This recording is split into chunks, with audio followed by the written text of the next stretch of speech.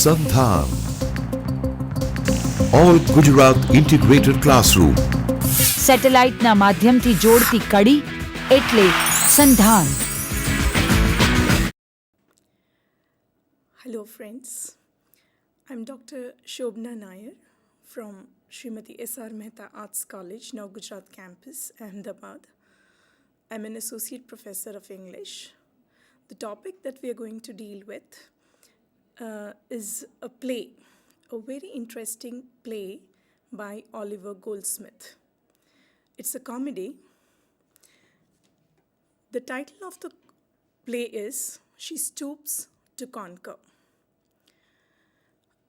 When Oliver wrote this play, he had two titles in mind. One is She Stoops to Conquer. The play is known by this title. And the other title is The Mistakes of a Night. The entire plot is woven around the one mistake leading to the other, and that's how the play moves about. But She Stoops to Conquer is a more popular title of the play. This text is prescribed for the Gujarat University students of semester 3 in English as a core course as well as an elective. We will be looking at the play, the story, the plot, the dialogues, some of them, the characterization, and majorly we'll be looking at the various plots that have been intricately woven into this play. Before we proceed to talk about the play, it's essential that we know a few details about the author. The author, as I said earlier, is Oliver Goldsmith. Oliver Goldsmith was born in 1728. It's very interesting to know that he has tried different areas, like he has studied law, he studied physics, and later on he went on to do a practice in medicine. He worked as a chemist's assistant, and he was a medical practitioner. The most interesting aspect is, as a practitioner, medical practitioner, as a doctor, he had a lot of patients coming to him, but he could not make enough money to be able to survive. And that's the reason that he chose to start writing. So from a medical practitioner to a profession where he would be writing books, he happened to meet the publishers, and that's how his writing career took off. Let us look at some of the works written by Oliver Goldsmith. In 1759, he wrote the first work that was titled Inquiry into the Present State of Polite Learning. That was his first book. Later on, a weekly magazine was published, which was titled The Bee. It was in 1761 that Oliver Goldsmith wrote The Vicar of Wakefield, which was very much applauded by the people of England. Later on, he wrote a book called The History of England and a Survey of Experimental Philosophy. In 1768, he attempted his first play, The Good-Natured Man. Later on, he wrote History of the Earth and Animated Nature. His most popular poetry, titled The Deserted Village. And then he wrote She Stoops to Conquer, about which we are going to discuss today. Now, before we proceed to talk about the play, let's try and understand what influenced Goldsmith to write this play, and what is the history behind writing this kind of a play. We all know that he belonged to the Restoration age. Restoration comedy was a new way of revival of comedy which took place, where Sheridan was a popular writer.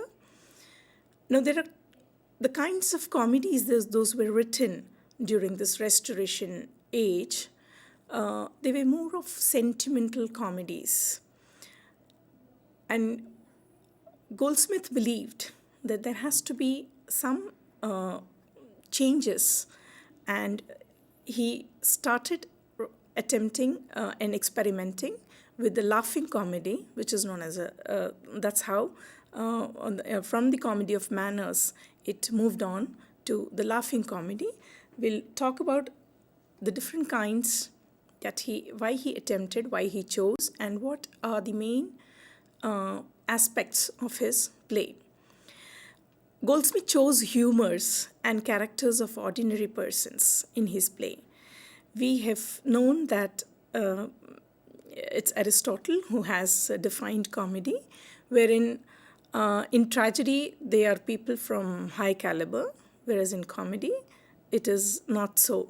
So Oliver Goldsmith has adhered to the rules and regulations as laid down by Aristotle.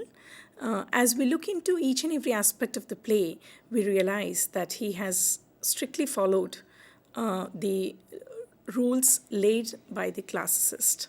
Therefore, She Stoops to Conquer is known as a classic comedy. His plays majorly dealt with low persons rather than, he chose humor instead of wit, and he chose lowly persons as his characters. His plays treated the foibles of the fashion. So, a lot of loopholes that he found in the people, the manners, their behavior, their beliefs, the frailties of human mind, all these were treated in his work.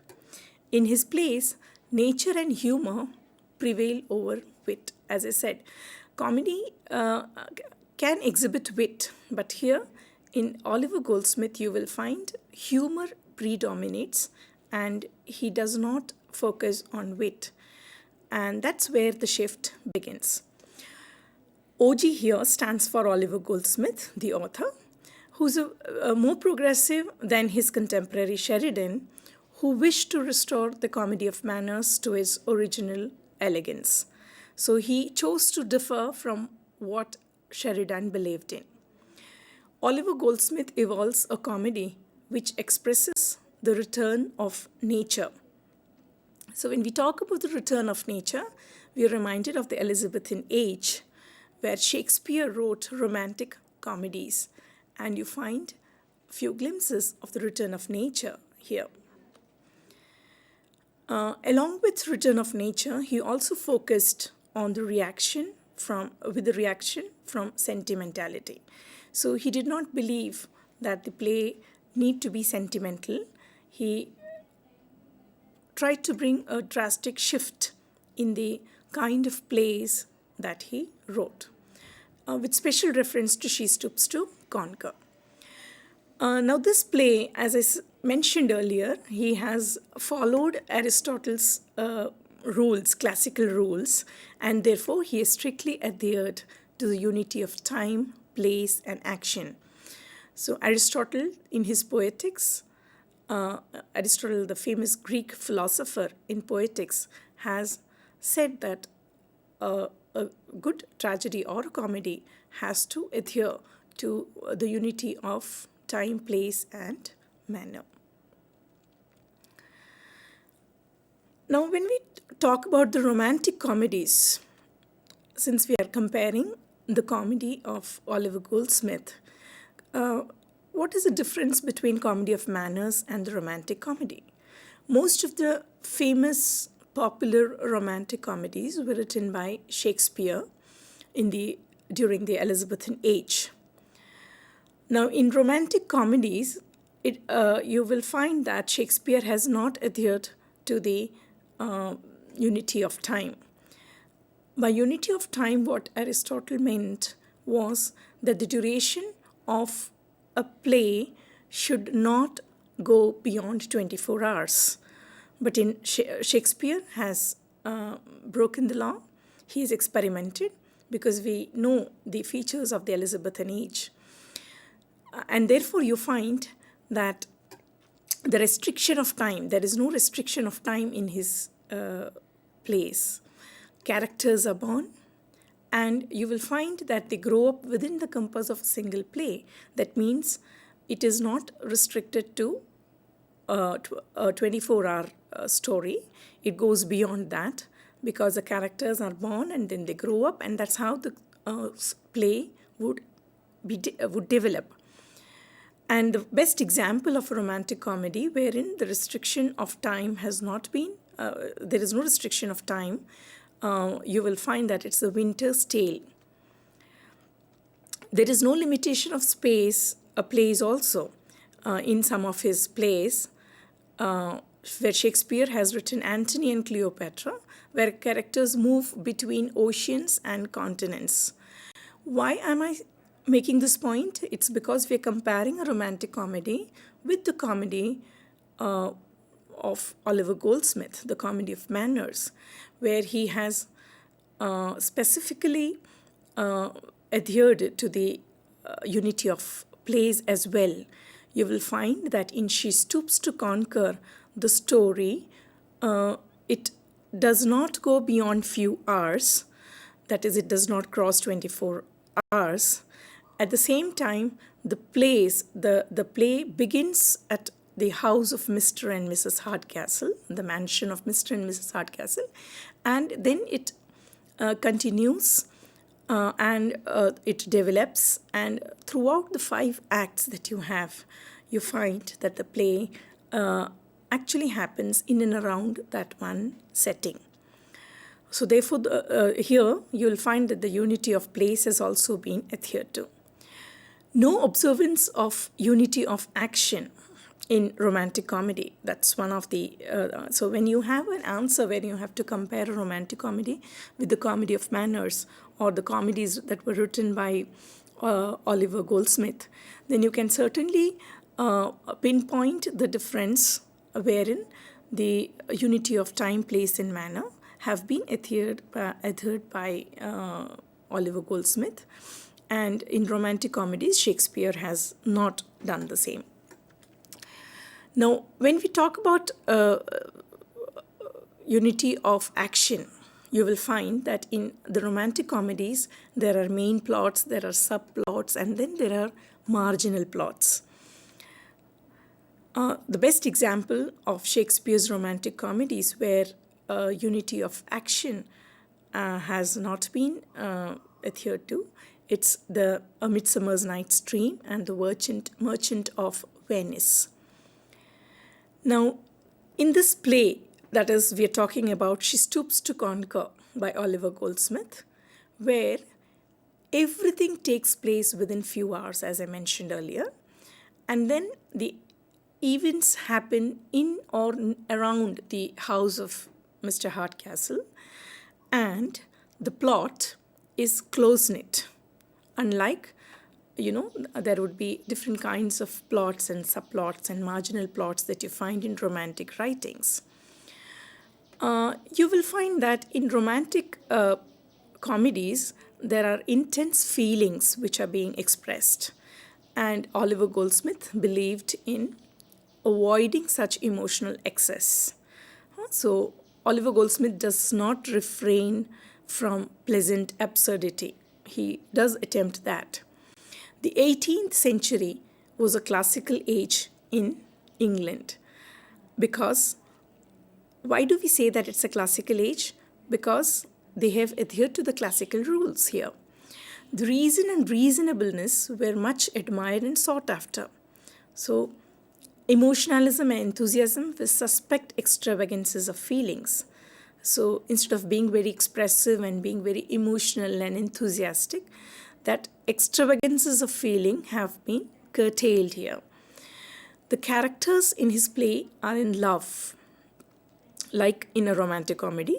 Here also you'll find that the characters, be it Kate Hardcastle and Marlowe, Hastings and Constance Neville, you will find that they are all in love. But then there is moderation.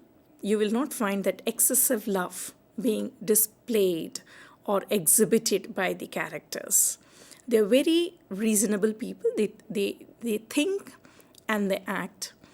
As we come to each and every character, we will talk about how Goldsmith has portrayed the characters, keeping in mind the age of the age when the play was written. Now, some of the important aspects of the play which we will be discussing during the course of this class, this lecture, they are the prologue, which is very important, and what the prologue tries to express, what the author, or rather you can call it the voice of the author, what he intends to say to the audience. We will certainly focus on the action of the play because we'll be looking at all the 5 acts of the play, how the play progresses with every, as the plot develops and gets thicker till it ends happily.